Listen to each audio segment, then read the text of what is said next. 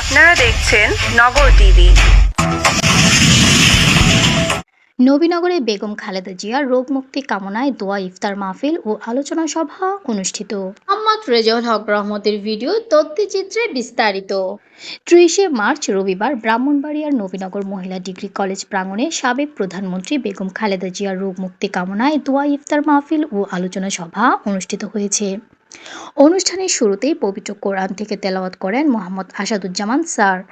দোয়া ও ইফতার মাহফিল অনুষ্ঠানে নবীনগর পৌর বিএনপি সাবেক প্রচার সম্পাদক মোহাম্মদ হেলাল উদ্দিনের সঞ্চালনায় সভাপতিত্ব করেন নবীনগর সরকারি কলেজ ছাত্র সংসদের সাবেক ভিপি ও ব্রাহ্মণবাড়িয়া জেলা বিএনপি সদস্য গোলাম হোসেন খান টিটু।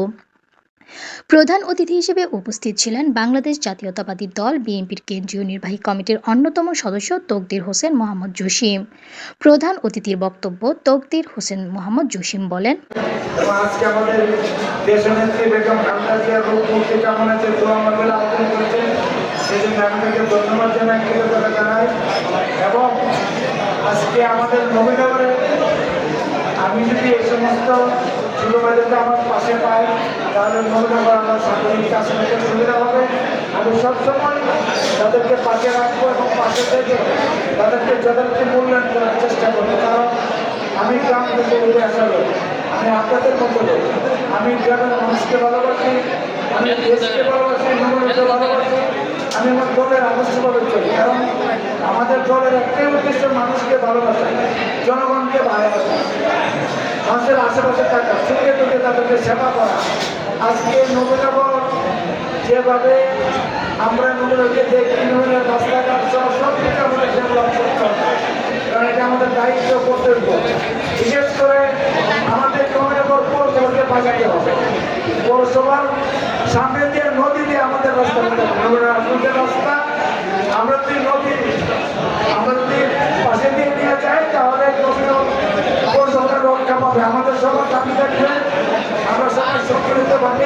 ইফতার ও দোয়া মাহফিল অনুষ্ঠানে প্রধান মেহমান হিসেবে উপস্থিত ছিলেন তরুণ নেতৃত্ব, বিশিষ্ট সমাজসেবক, ঢাকা মহানগর দক্ষিণ কৃষক দলের যুগ্ম আহ্বায়ক ও আগামী মহান জাতীয় সংসদ নির্বাচনে ধানের শীষ প্রতীক প্রার্থী আবু হাসনাত আলম রাজীব ভূঁইয়া।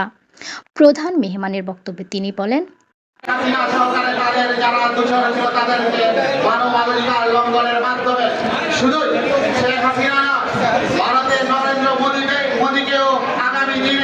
এই মানবাধিকার লঙ্ঘনের আইনে তাদেরকে দাবিত করা হবে এবং ইনশাআল্লাহ আমরা দেখবো হয়তো বাংলাদেশের মাটিতে না হলে অন্য দেশের মাটিতে তাদের শাস্তি হবে ইনশাআল্লাহ।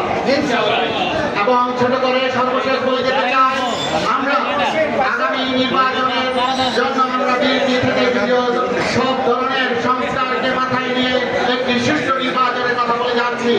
কিন্তু বর্তমান অন্তর্বর্তীকালীন সরকার এবং কিছু দোষর তারা সংস্কারের নামে আগামী নির্বাচনকে আরো লন্ডন অনেক বেশি সুদূর প্রসারী করতে চাচ্ছে, যেটি আমরা দিতে কাম্য।